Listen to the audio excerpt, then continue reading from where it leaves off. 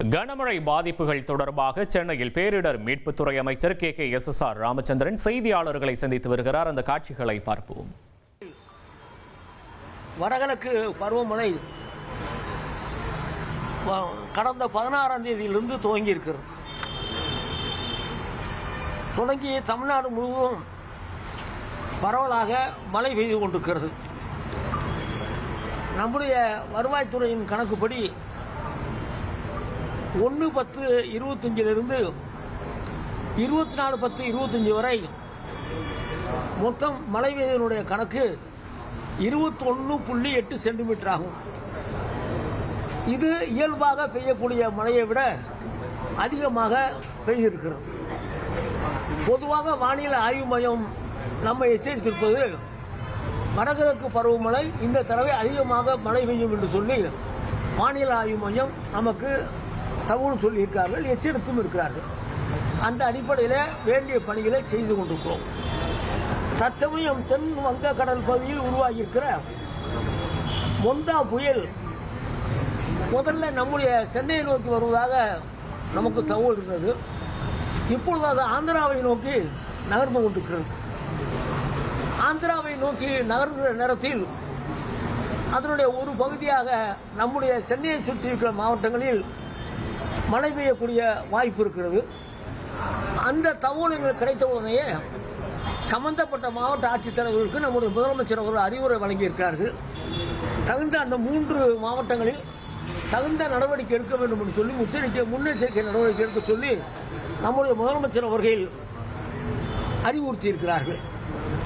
அதேபோல 24/10/2025 என்று கடலுக்கு மீன்பிடிக்க சென்றுள்ள படகுகள் கரைக்கு திரும்ப அறிவுறுத்தப்பட்டிருக்கிறது. அவங்க ரொம்ப தூரம் போயிருக்காங்க, நிறைய தூரம் அவங்களுக்கெல்லாம் சொல்லி வேகமாக வர சொல்லி அவங்களையும் நம்ம சொல்லியிருக்கோம். நம்முடைய சென்னையிலே பார்ப்போம் என்று சொன்னால் இன்றைய நிலையில் ஏரிகளுடைய நீர் எவ்வளவு இருக்குன்னு சொன்னால் பூண்டியில் 83.53%, சோழாபுரத்தில் 60.5%, செங்குன்றத்தில் 81.85%, செம்பரம்பாக்கத்தில் 80.36%, தேர்வாய் கண்டிகை 87.80 அளவிலும் நீர் இருப்பு இருக்கிறது. மாண்பு முதலமைச்சர் என்ன அறிவுறுத்திருக்கிறார் சொன்னால், WRD நீர்வளத்துறை வருவாய்த்துறையோடு இணைந்து நீர்மட்டத்தை கண்காணிக்க சொல்லியிருக்கிறார்கள். எவ்வளவு மழை பெய்து தண்ணீர் வருகிறதோ அதை தேக்க முடியும் என்று சொன்னால் தேக்கலாம். தேக்க இன்புட் அதிகமாக இருக்கும் பட்சத்தில் தண்ணீரை வெளியேற்றுகிற பணியை WRD துறையும் வருவாய்த்துறையும் இணைந்து அசம்பாவிதங்கள் நடக்காத அளவிற்கு முன்னெச்சரிக்கை நடவடிக்கை எடுக்கிறோம். அதே போல தண்ணீர் திறந்து விடுகிற நேரத்தில் கரையோரத்தில் இருக்கிற மக்களுக்கெல்லாம் நாங்கள் அறிவுரை சொல்லி அவர்களை சரியான இடத்துல வைக்க சொல்லி நாங்கள் அறிவுறுத்தி இருக்கிறோம். அதுபோக எங்கே புயலால் பாதிக்கப்படும் என்று சொல்கிற மாவட்டங்களுக்கு அங்கெங்கே சென்டர்கள் பொதுமக்களை தங்க வைக்கக்கூடிய நிவாரண முகாம்களை நாங்கள் தயாராக வைக்க சொல்லி மாவட்ட ஆட்சித்தலைவருக்கும் சொல்லி இருக்கிறோம். அது மட்டுமல்ல, அரிசி, பருப்பு, பால் போன்ற பொருள் எல்லாம் தயார் நிலையில் இருக்க வேண்டும். ஆட்கள் வந்த பிறகு அதை கொண்டு வராமல் வருகிற நேரத்திலேயே அவர்களுக்கு வழங்கக்கூடிய அளவிற்கு தயார் நிலையில் அதில் வைக்க வேண்டும் என்று முதலமைச்சர் அவர்கள் ஆணையிட்டிருக்கிறார்கள்.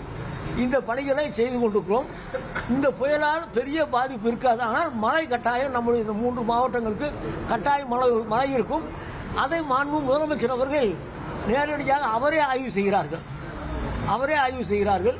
அன்றைக்கு நான் கூட சென்னை ஊரில் இருந்தேன். சிஎம் இங்கே வந்துட்டாங்க. நாங்கள் பதவி போனோம். சிஎம் வந்தப்போ இவங்கெல்லாம் ஓடி வர்றாங்க.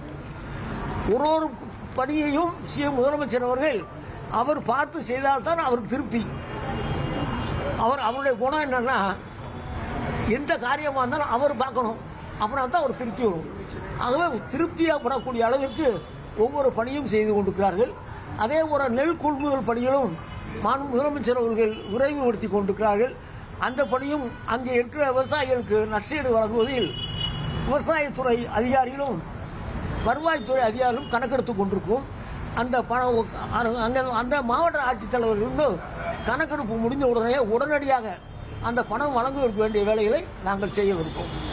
இந்த 8 வடகிழக்கு பருவமழையை எதிர்கொள்ள எல்லாவற்றையும் நம்ம தயாரா இருக்குமா? இந்த மழை 3 மாசத்துக்கு, அக்டோபர், நவம்பர், டிசம்பர் 3 மாதத்துக்கு வடகிழக்கு பருவமழை. இதை எதிர்நோக்கி எல்லா இடங்களிலும் தயாராக இருக்கும். இந்த சென்னையை சுற்றி இருக்கிற மாவட்டங்களிலும் கோஸ்டல் ஏரியாவில் தான் அணைக்கட்டுகளும் கண்மாயும் நிறைந்திருக்கு. தென் மாவட்டங்களுக்கு போய் நேரத்தில் அங்கே அணைகளும் நிரம்பவில்லை, குளங்களும் நிரம்பவில்லை, மழை தேவை இருக்கிறது. ஆகவே அந்த பகுதியில் மழை தேவை இருக்கின்ற எண்ணம் இருக்கிறது. இங்கே மழை பெய்யும் நேரத்தில் அதை சரியான வழிகாட்டுதலோடு நீரை வெளியேற்றி அந்த பணிகளை செய்ய வேண்டியிருக்கிறது. இந்த பணிகளை நம்முடைய முதலமைச்சர் தலைமையில் நிச்சயமாக சிறப்பாக செயல்படுவோம். இந்த வடகிழக்கு பருவமழையை சாமர்த்தியமாக கெட்டிக்காரத்தனமாக நம்ம முதலமைச்சர் கையாள்வார்கள். இருக்கின்ற தரேன் 1/10/1 25 வரைக்கும் மனித உயிரிழப்பு 31, காயமடைந்தவர்கள் 47 பேர், கால்நடைகள் இறப்பு 485, கோழிகள் 20,425, குடிசை வீடுகள் 1780. இதுக்கெல்லாம் உடனடியாக நிவாரணம் பாதிக்கு மேல வழங்கியிருக்கோம். மீதியும் உடனடியாக மாவட்ட ஆட்சித்தலைவர் அவர்கள் வழங்க வேண்டும் என்று முதலமைச்சர் அவர்கள் உத்தரவிட்டிருக்கிறார்கள். சர்ப்ளஸ் வாட்டர் ரிலீஸ் பண்ணதுல சில இஷ்யூஸ் வந்துச்சுன்னு சார், அதெல்லாம் இந்த வாட்டி சரி பண்றதுக்கான நடவடிக்கை. சர்ப்ளஸ் வாட்டரை கேட்டுக்கிட்டு அங்கே நீர்வளத்துறையும் வருவாய்த்துறையும் அங்கே இருக்காங்க. எவ்வளவு இன்புட் உள்ள வருது, அது எவ்வளவு வச்சுக்கலாம், அது இன்புட் வர்றதை கணக்கு பண்ணி நாங்கள் வெளியேற்றுற நேரத்தில் அந்த பகுதியில் கரையோரமாக இருக்கவங்களுக்கு எச்சரிக்கை செஞ்சிடறோம்.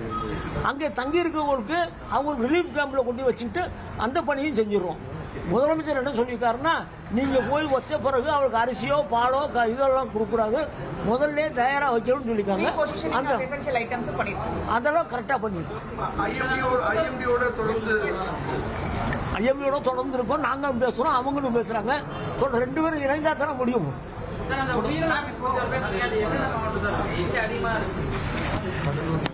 கடலூர் தான் ஜாஸ்தி. கடலூர் தான் 6 பேர் கடலூர், 31ல 6 பேர் கடலூர், 4 பேர் வந்து லைட்னிங்ல இது பண்ணு, 2 பேர் வந்து செவர் விழுந்தது. 6 பேர் கடலூர் 31ல 47 மொத்தம் 47. மின்னல் தாக்கி ஆபீஸ்லாம் வந்து இடியே வந்து முன்கூட்டியே கணிக்கிற மாதிரியான இயந்திரங்கள் கொடுக்கப்பட்டிருக்கு. தமிழ்நாட்டுக்கு அதை வாங்கணும் அப்படின்ற மாதிரி கோரிக்கைகள் அது சொன்ன 2 ரட்டாருக்கான இன்ஸ்டலேஷன் நடந்துகிட்டு இருக்கு. அதே மாதிரி வந்து புனேல உள்ள இந்தியன் இன்ஸ்டிடியூட் ஆஃப் டிராபிக்கல் மெட்ரியாலஜில இருந்து நம்ம அட்வான்ஸ் இன்ஃபர்மேஷன் வாங்கி நம்மளோட டிஎன் அலர்ட்ல வந்து நம்ம கொடுத்துட்டு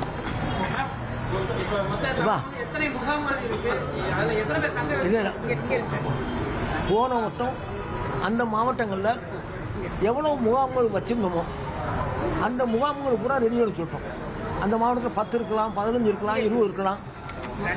மொத்தம் வந்து 3000 ஆட்கள் இருக்காங்க. இப்போ 2 முகாமில் மட்டும்தான் ஆள் இருக்காங்க. 210 பேர் தான் இருக்காங்க. பொதுவாக தம்பி சொல்றது சென்னை, திருவள்ளூர் போன உடனே எத்தனை முகாம் இருந்துச்சு, எந்த கல்யாண மண்டபம் வச்சுருந்தாங்க, எந்த ஸ்கூலை வச்சுருந்தாங்க, அதை பூரா ஃபிக்ஸ் பண்ணி வச்சாச்சு. தயாராக இருக்குது. ஒன்று அது எதிர்கொள்றதுக்கு அரசாங்கம் தயாராக இருக்கு.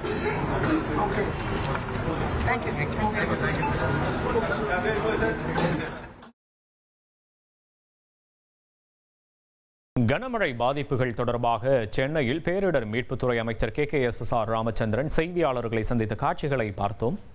2,62,00,000 அதிகமான மக்களின் உள்ளங்களை வென்ற தந்தி டிவியின் டிஜிட்டல் தளங்கள், 1,23,00,000 யூடியூப் சப்ஸ்கிரைபர்ஸ், 46 லட்சம் Facebook ஃபாலோவர்ஸ், 23 லட்சம் இன்ஸ்டாகிராம் ஃபாலோயர்ஸ், 23 லட்சம் எக்ஸ் ஃபாலோவர்ஸ், 11 லட்சம் தந்தி ஆப் டவுன்லோட்ஸ், 35 லட்சம் வெப்சைட் மந்த்லி ஆக்டிவ் யூசர்ஸ். அசுரபலம் கொண்ட எங்கள் டிஜிட்டல் கரங்களில் உங்கள் விளம்பரங்களை சேர்க்க வாட்ஸ்அப் பண்ணுங்க. 8939888378. Email advttanditv@dttv.in.